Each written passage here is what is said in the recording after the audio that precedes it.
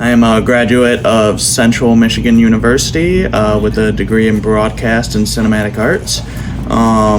However, this is my full-time gig. I am the manager here. And then, yeah, I also deliver pizzas on the side on the weekends, so I'm working 2 jobs, very busy. But yeah, that's basically it. That's pretty much my life right now. Sounds like fun. Yeah. I know that your shop has been around for a very long time and that you are always busy with customers. Can you tell me more about that? Yeah, of course. So like I said earlier, we've been around for 90 years. My great-grandfather opened up Park Tire in 1933. So we've been around forever. I believe we're the second oldest independently owned company in Lincoln Park. Wow. Yeah, with I believe the first oldest being Lob's Flowers right down the street. At least I'm like pretty sure that's how it is. I'm sure they opened in 1931 and we opened in 33, so I'm pretty sure that's how it is. But That's a long time. yeah, absolutely. And like I said, it's been, we're 4th generation, so it started with my great grandfather, went to my grandfather, then my father, and now it's my brother and I. Whereas my brother's the owner. He's the one who's been here a lot longer than me. He's been doing this for about 20-25 years now. So Interesting. yeah, definitely.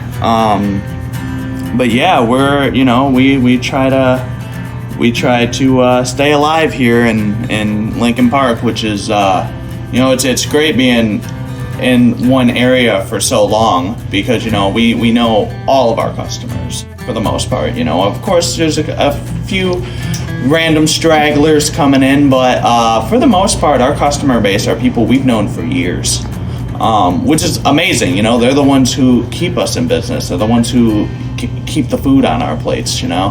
So yeah, that's pretty much that. We've been around a long time. My first question is related to making mistakes. Have you ever made a mistake at work and had to fix it? Can you tell us about that? Of course. I mean, nobody's perfect. Everyone makes mistakes, and I am no exception to that. I'm sure I've made a lot more mistakes than I even think I've made. I'd say one of the most common mistakes in this job is accidentally breaking a tire sensor. Mainly because sometimes when you take a tire off of a rim or put a tire back on a rim, the tire will accidentally hit the sensor, and it's just made out of plastic, so it breaks. This is a pretty common mistake in a lot of tire shops. Typically, if I break it or something, I'll replace it. I'll put a brand new sensor in there and I'll program it to the car, and it'll be good to go. Yeah, it's usually not a huge deal, but it is a very common mistake made here. Yeah, so I just try to replace it. I won't charge a customer for it, obviously, if I broke it. It's just a common courtesy thing for me to just replace it. Did you have to recall it because the sensor was broken? Did you have to recall it? No, we wouldn't have to recall it. Mainly because it's just physically broken. So I just throw out the old one that I broke and I put a new one in, and it's good to go after that. I got a funny mistake scenario for you. Mm-hmm. What do you do if you or Jim made a mistake on tire that day? Made tire roll all the way to neighborhood in far away. Oh, like if the tire came off the car? And it rolled all the way through the neighborhood And won't far stop. away, and it Oh won't my stop. goodness. That wouldn't be good. Thankfully, that's never happened here. Thankfully, that's never happened here. A huge bummer. Yeah, wow, that would not be good. Oh my goodness. That would be so bad if the tire just came off the car and just kept going. I've seen videos of that before.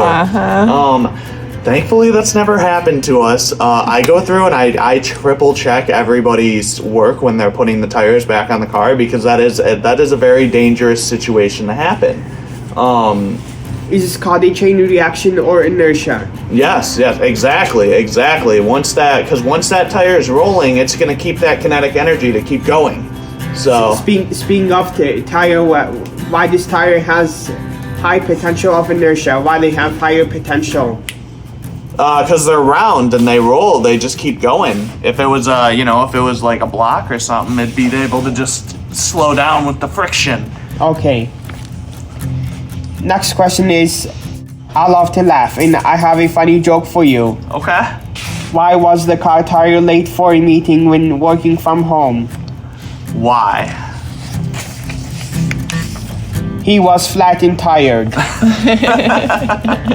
That's how I feel after work. Flat and tired. Next question is, have you ever had a tire blowout in your car before, and why does it happen so often? Yes, absolutely I have.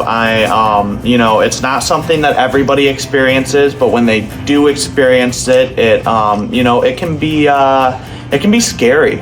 It can definitely be scary. But in my situation, I had already been working here, and like I said, I've been around tires my whole life, so I knew what to do. So I kept a calm head, and I basically just took my tire off and put my spare on so I could bring it up here, and then once I got up here, it was all good. I changed the tire, but most tires will blow out from people getting a nail or a screw or something stuck in the tire and then continuing to drive on it as they're losing air, because the more you lose air, the more that tire flattens, and then your rim will actually slice the inside of the tire, and that will make the sidewall weaker, which one bad bump on a weak sidewall will cause a hole to go through the sidewall.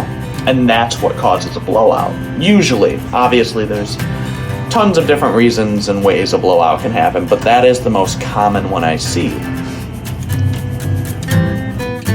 And why does the blowout make clicking noise?